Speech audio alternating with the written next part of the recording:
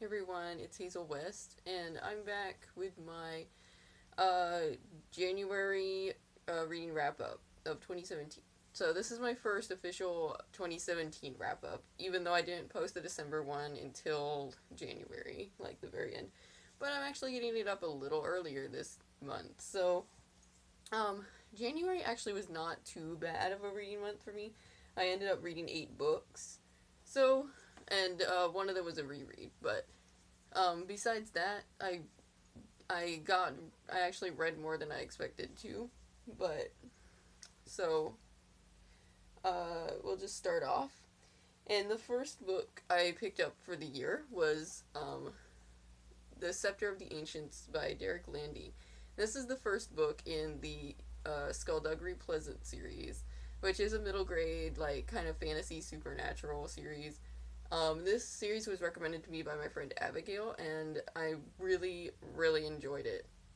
Um, it's just chock full, literally, of like sarcasm and dark humor and literally all the things I love.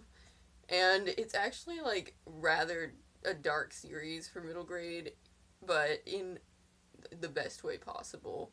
Um, so essentially, it follows the story of a young girl named Stephanie, who is her when her uncle dies, she inherits his estate, and he was like a famous fantasy author, but she finds out that he was also in with this group of people who knew real magic. So Skullduggery Pleasant shows up, and he is a skeleton detective. Like, he's literally a skeleton. So, but he's also a very well dressed skeleton. So, the adventure ensues. There's lots of baddies, and it's just really really fun series. I ended up giving the first one 5 out of 5 stars. I know I'm gonna love this series. I cannot wait to continue it, but I'm very happy I picked it up. So after that, this month I really literally wanted to just read like urban fantasy and young like white or middle grade fantasy. So essentially, that's what I read. The next book I picked up I got from the library. It's Generation V by M.L. Brennan. This is a just one that I saw that I decided it sounded pretty good. Um, and it's a vampire novel. But I kind of enjoyed it. Like, I definitely don't mind vampire novels. I just don't like vampires that sparkle. Thank you very much. But this one is kind of um, this one is about um, a young vampire who like in this series the vampire lore was actually kind of interesting. And it has like they don't really come into their vampire powers. Like they're born vampires, but they don't really come into their powers until they like actually eat a human or drink a human. Um, so or like something happens and they go like I don't know berserk. It's actually been a month since I read this, so I don't really remember everything. But anyway, the main character Fortitude, he's the youngest of like several vampire siblings, and he's just trying to mainly live a normal life, and but of course things happen, and he ends up having to like um what did he do? He ends up having oh yeah, he ends up like trying like when this other vampire rolls into town, he ends up trying to like stop him from killing girls and stuff. Um, so he gets in with one of the other supernatural families in the city, which is the Kitsunes, who are the trickster foxes in the Japanese folklore. Um, and then of course there's one of them is the very beautiful girl. Blah blah blah. Same old story. This wasn't actually that bad. I enjoyed it. It's not the. I mean, it's definitely not the best urban fantasy series I read, but it was entertaining enough. I did like Fortitude. He was your typical, like, dark kind of hero. Like, snarky, reluctant hero that you get in a lot of urban fantasy series. Um, I didn't really like Suzumi, who is the Kitsune character. She was really, really honestly annoying. I kind of liked her better at the end of the book, and I hope if the series progresses with her in it, that she will be not quite as annoying now. But she was just, like, honestly seemed like she made more problems for him than actually solved, and she was supposed to be the protector and everything. I don't know. But whatever. Anyway, I gave this one 3 out of 5 stars, and I probably will pick up this more in the series later when I feel like reading them. After that, I picked up a reread, and that was Witchlanders by Lena Coakley. Um, I really just wanted like a winter read, so this one is a great winter read, and so I decided to pick this one up. And I loved it just as much as when I first read it. It's such a beautiful fantasy novel. Like, Lena Coakley just does such like, she's only written 2 books so far, but she always does stuff that are just really, like, not your normal kind of books, and it always gives you a lot of, like, nice surprises and everything. Plus, I love, like, how she writes, like, kind of, like, siblings and also, like, brotherly friendships or sisterly friendships, although this one was definitely more brotherly friendships. But anyway, really awesome. And plus the magic that she used in this one is kind of based off of, like, music and stuff. So I always love magic that's like that, even though there's really not a lot of authors who do it like that. But I always really enjoy it, and I thought it was a really neat magic style in this book. So yeah, I always try to plug this one because it's not very well known, but it's just such a really, really good book. So I think everyone should try it out if you like fantasy novels. So I think I gave that one like 4 stars, 4.5 stars. Either way, really always enjoy that one. After that, I picked up Replica by Lauren Oliver. This was a buddy read I did with my friend Mara. I'll link her channel down below, so you can see her review of this one as well. We decided to do buddy reads this year. Hopefully, we're gonna try to do it every month. But you know how that goes. So anyway, we thought this would be a really fun one to do a buddy read with, so we could each read it in, like, a different way. And she read it, I think, with alternating chapters, because this is the book that it's like 2 books and you can read it differently. You can either start with, like, one girl's story and then read the other one, or you can read, like, alternating chapters of each girl as you go. So, she did alternating chapters, and I started off with reading Gemma's perspective, and then I went and read Lyra's perspective. And that's actually how I would recommend reading it if you want, like, kind of more of a mysterious aspect to the story. Because you kind of get that, you could kind of get that both ways. But I think this way would actually be the main, like, if you really wanted to be surprised and not really know what's going on, starting with Gemma's story would be the best way. I can't really say a lot about this book because most of that would be spoilers, but I did enjoy it. It was, I mean, Lauren Oliver's pretty good at writing suspense and keeping you in the dark for a while. Like, she's pretty good at that.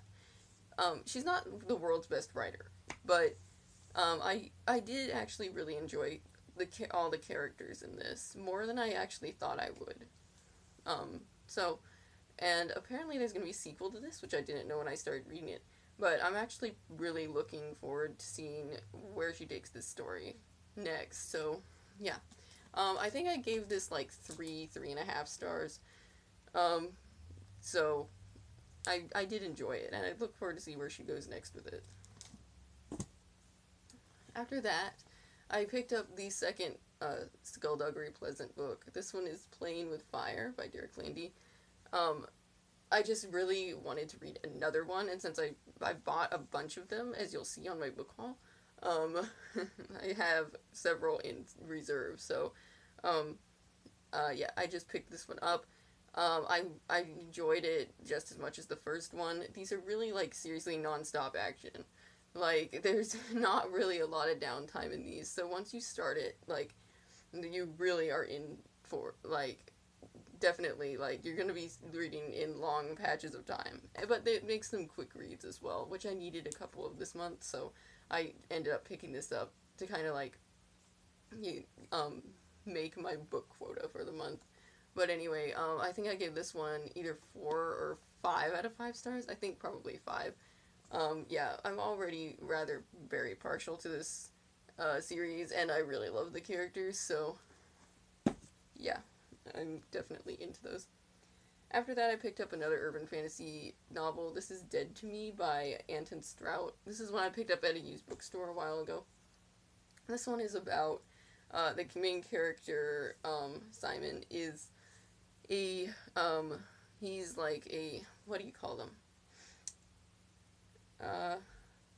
He can like touch things and he gets like, has like this psychic thing where he can touch things and see where, or like who is, he can get into the mind of the people who, had them before, or where the thing has been.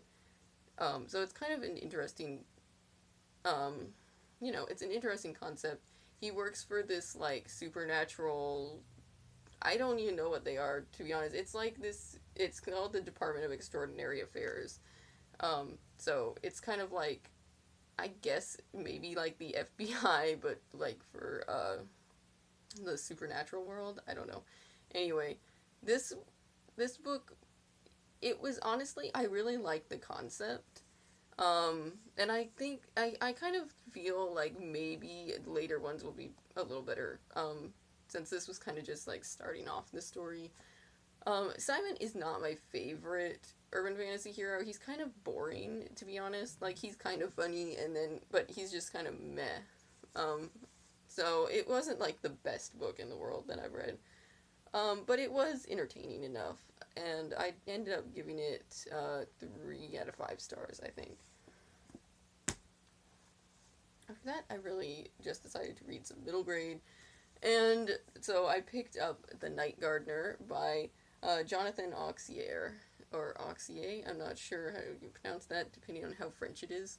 Um, and this is one I've had on my TBR since it came out, and I've been really looking forward to reading it, but I bought it this month, and I was like, you know what, I'm just gonna read it. I really, really ended up enjoying this book. I thought it was just such a really well crafted, like, horror, supernatural fantasy story, that felt really like an old folk story from, like, England or something. And it was just really, really cool. Essentially, it's about these two siblings who um, are Irish, and they have to come over to England. I think during the potato famine, um, and they get this job as servants and groundskeepers at this old house, which is has like a lot of old stories surrounding it, about the tree that's there, that they kind of find out there's a lot of weird stuff going around in the house. I'm not going to tell you any more because that would be spoilery, but besides that, it's just like such an interesting book. I, I really loved the lore. It kept me on my toes. It was so super creepy, like especially reading it in the middle of the night. But I'm and really honestly dark for middle grade, which I'll get into with the next book. But I kind of applaud that because I would have loved this when as like a kid. Like I would have been all over this because I've always loved like dark, scary stories, and middle grade has actually really stepped it up from when I was like the typical age to read it. So I'm kind of disappointed and at the same time not. But anyway, um, but so I ended up giving this one 4 out of 5 stars. I have not read any of this author's other books, but I'm definitely looking forward to doing so. now that I know he's such a good writer. Okay, and the final book that I picked up this month is The Thickety, The Whispering Trees by J.A. White. This is the second book in the Thickety series, I think it is. Because I think there's 4 books now, so it's not a trilogy like I thought it was. But anyway, this kind of going along, I was like, when I finished The Night Gardener, I was like, I really want something that's like that. So I picked this one up, and I was so happy I did. I love the first one, but I think this is my favorite one that I've read so far. It was just so good. Like, I just really loved the atmosphere of this, especially since it all takes part pretty much in the thickety, which was the parts that I loved most in the first book. So essentially, it just continues the story of Kara and her brother Taff. That's his name. You gotta remember. And after they flee the village in the first one, I won't say too much if you haven't like read the first book, but essentially, it's just really really creepy. I love the twist at the end because I was kind of expecting it, but then I was kind of not. And anyway, I just thought that the character development in this and like I don't know. Okay, let me say it like this. It is definitely supposed to be a middle grade book, but there is like the dark like the a lot of the elements like the dark elements and the character development that brought about and the kind of character development and the kind of things that happened, it was like I'm like this does not go in middle grade books. Like it was just as deep to me as I mean, it's a lot deeper than some young adult books I read. It is just as deep as watching, like, an episode of, like, one of the dark episodes of Merlin, or one of the dark episodes of Supernatural, and that's actually what it reminded me a lot of, those shows, for some reason, while I was reading it. But anyway, it was just so deliciously dark. I loved it, but as far as, like, for middle grade, I don't know, man, but I also kind of love it too because I think some kids are definitely very dark. I was, so that the fact that there is something that they can enjoy that has like no content issues is great. Um, anyway, I gave this one 5 out of 5 stars. I cannot wait to continue the series because I just love it even more now, and I really want to see how Kara's story goes. So anyway, that was my January wrap up, and I'll be back with my book haul soon for both January and December, and then eventually the February wrap up. So anyway, I hope you guys are all having a great 2017. I've been reading so many good books already this year, and let me know what you guys have been reading and what some of your favorites have been so far. So I'll see you later. Bye.